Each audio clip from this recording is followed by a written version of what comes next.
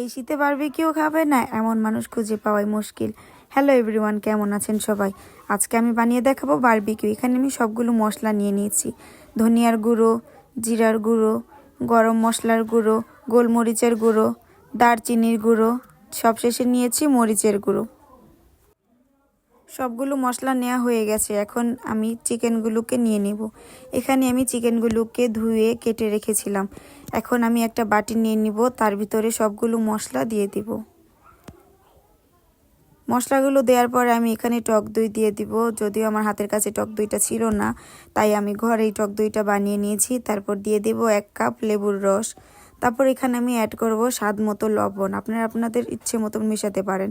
তারপর এখানে দিয়ে দেব টমেটো সস। তারপর দিয়ে দেব আদা বাটা, রসুন বাটা।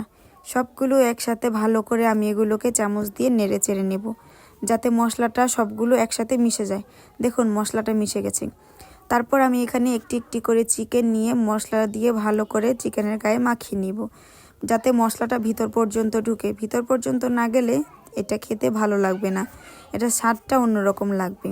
তো আমি ভালো করে একদম ভিতর পর্যন্ত মশলাটা দিয়ে দিচ্ছি। দেখুন মশলাটা কি সুন্দর করে চিকেনের গায়ে লেগে গেছে। সবগুলো আমার মশলা মাখানো হয়ে গেছে।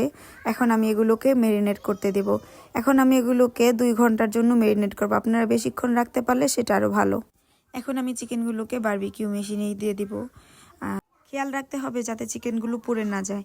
আগুনটাকে থাকতে হবে মিডিয়াম আঁচে, যাতে উপর দিয়ে ভালোভাবে সিদ্ধ হয় এবং ভিতর দিয়েও ভালোভাবে সিদ্ধ হয়।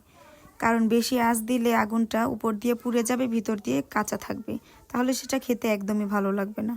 এইভাবে করে আপনারা বাড়িতে বানিয়ে নিতে পারেন বারবিকিউ। শীতকাল চলে এসেছে, সব দিকেই সবাই বানাবে। তো ধন্যবাদ সবাইকে। ভালো লাগলে ভিডিওটা শেয়ার করে দেবেন।